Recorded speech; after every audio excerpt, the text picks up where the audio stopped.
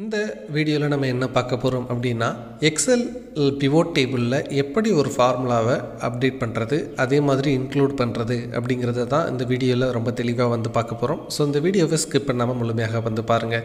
இது மட்டும் இல்லாமல் எக்ஸலுக்காக நான் நிறைய டுட்டோரியல்ஸ் வந்து போட்டிருக்கேன். ஸோ அந்த பிளேலிஸ்ட்டை நீங்கள் வாட்ச் பண்ணி நீங்கள் எக்ஸலை நல்லா கற்றுக்குங்க. சரி வாங்க நண்பர்களே, இப்போ நம்ம வீடியோக்குள்ளே போகலாம். ஸோ இப்போ நீங்கள் பார்க்கலாம், இங்கே உங்களுக்கு வந்து ஒரு பிவோட் டேபிள் வந்து இருக்குது. இது நேம், அதே மாதிரி ஸ்கோர். இப்போது இவங்க வந்து பார்த்திங்கன்னா 220 460 இப்படின்னு சொல்லிட்டு ஒரு மதிப்பெண் வந்து வாங்கியிருக்காங்க இல்லையா.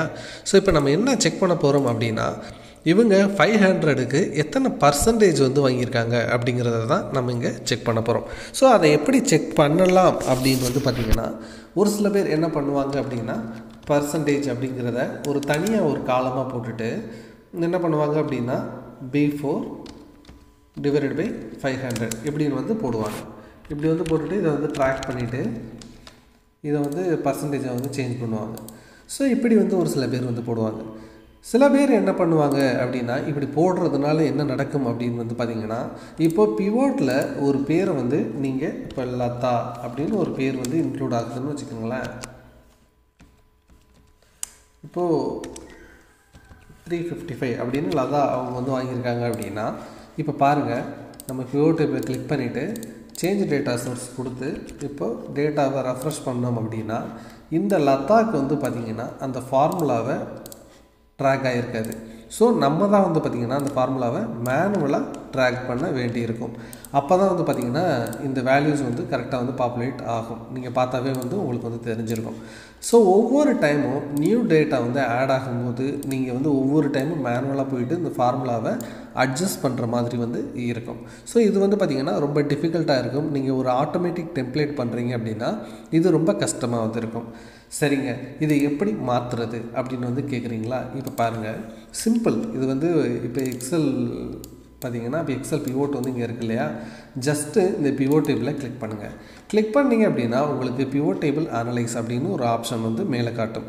அதை கிளிக் பண்ணிவிட்டு ஃபீல்டு ஐட்டம்ஸ் அண்ட் செட்ஸ்ன்னு அப்படி இருக்குல்ல, அதை வந்து கிளிக் பண்ணுங்கள். இப்போ இங்கே உங்களுக்கு நிறைய ஆப்ஷன்ஸ் வந்து வரும். அதில் கால்குலேட்டட் ஃபீல்டு அப்படின்னு ஒரு ஆப்ஷன் வந்து இருக்கும். ஸோ இதை கிளிக் பண்ணுங்கள். கிளிக் பண்ணினீங்க அப்படின்னா இந்த ஃபீல்டு 1 அப்படின்னு வருது இல்லையா, இதை பர்சன்டேஜ் அப்படின்னு ரீப்ளேஸ் பண்ணுங்கள். இல்லை உங்களுக்கு எந்த ஃபீல்டு வேணுமோ அதை ரீப்ளேஸ் பண்ணுங்கள். ஸோ ஜஸ்ட்டு அங்கே நீங்கள் போட்டிங்க இல்லையா, அதே ஃபார்முலாவை தான் இங்கே வந்து போட போகிறீங்க. அங்கே என்ன பண்ணோம், ஸ்கோர் / 500ன்னு போட்டோம். ஸோ அதே தான் ஸ்கோர் / 500ன்னு போட்டுட்டு ஆட் அப்படிங்கிறது வந்து கொடுத்துட்றோம். இப்போ பார்த்தீங்கன்னா இங்கே பர்சன்டேஜ் அப்படிங்கிறது ஆட் ஆகிருக்கும். அதே மாதிரி பார்த்தீங்கன்னா ஓகே கொடுத்த உடனே இப்போ பார்த்தீங்கன்னா இங்கே சம் ஆஃப் பர்சன்டேஜ் அப்படின்னு வந்து ஒன்று ஆட் ஆகிருக்கும். இது வந்து பார்த்திங்கன்னா ஒரு பிவோட் டேபிளோட அசோசியேட் ஆகிருக்கும். ஸோ வந்து பார்த்திங்கன்னா நீங்கள் எத்தனை வேல்யூ இங்கே வந்து இப்போ பாருங்கள்,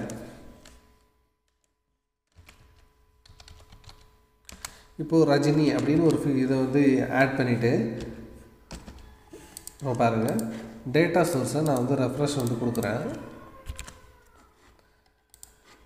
இப்போது ரஜினின்னு ஆட் ஆகிருக்கு. அந்த பர்சன்டேஜ்னு பார்த்திங்கன்னா ஆட்டோமேட்டிக்காக ஆட் ஆகிருக்கு இல்லையா. ஸோ நம்ம வந்து ட்ராக் பண்ண தேவையில்லை. இது வந்து பிவோட் டேபிளோட ஒரு அங்கமாகவே வந்து மாறிடுறதுனால நீங்கள் எவ்வளவு டேட்டா வந்து இங்கே ஆட் பண்ணாலும் சரி, உங்களுக்கு வந்து பார்த்திங்கன்னா இந்த டேட்டா ஆட்டோமேட்டிக்காக ரெஃப்ரெஷ் ஆகும். இந்த ஃபார்முலா ஆட்டோமேட்டிக்காக வந்து போயிட்டே வந்திருக்கும். அடுத்து கேட்கக்கூடிய மிக முக்கியமான கேள்வி என்ன அப்படின்னு வந்து பார்த்திங்கன்னா, நான் வந்து ஃபார்முலாவை இந்த இதில் போட்டேன், பட் வந்து பார்த்திங்கன்னா நான் வந்து கொஞ்சம் தவறாக வந்து போட்டுட்டேன், அதை எப்படி மாடிஃபை பண்ணுறது அப்படின்னு நிறைய பேர் வந்து கேட்பாங்க. ஸோ அவங்களுக்கு இந்த டுட்டோரியல் வந்து ரொம்ப ஹெல்ப்ஃபுல்லாக இருக்கும். ஸோ என்ன பண்ணுங்கள் அப்படின்னா, மறுபடியும் அதே மாதிரி அந்த ஃபீல்டு ஐட்டம்ஸ்க்கு போங்க. இங்கே போயிட்டு நிறைய பேர் என்னென்னா இதையே வந்து கிளிக் பண்ணிவிட்டு செக் பண்ணிகிட்டு இருப்பாங்க. பட் அப்படி பண்ணக்கூடாது. நீங்கள் ஒரு ஃபார்முலாவை அப்டேட் பண்ணணும் அப்படின்னு நினச்சிங்க அப்படின்னா இந்த ஆரோ மார்க்கை கிளிக் பண்ணுங்கள். இந்த ஆரோ மார்க்கை கிளிக் பண்ணிங்க அப்படின்னா நீங்கள் போட்டிருக்கக்கூடிய அந்த ஃபார்முலா, நீங்கள் மேனுவலாக பிவோட் டேபிளில் போட்டிருக்க எல்லா ஃபார்முலாவும் இந்த இடத்துல வந்து லிஸ்ட் ஆகும்.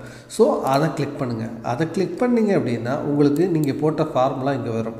ஸோ இதில் நீங்கள் ஏதாவது மாற்றணும், இப்போ 500க்கு பதிலாக 600ன்னு மாற்றணும்னா 600ன்னு மாற்றிட்டு மாடிஃபை அப்படிங்கிறத வந்து கொடுத்தீங்க அப்படின்னா உங்களுக்கு இந்த வேல்யூ ஃபுல்லாக மாறிடும்.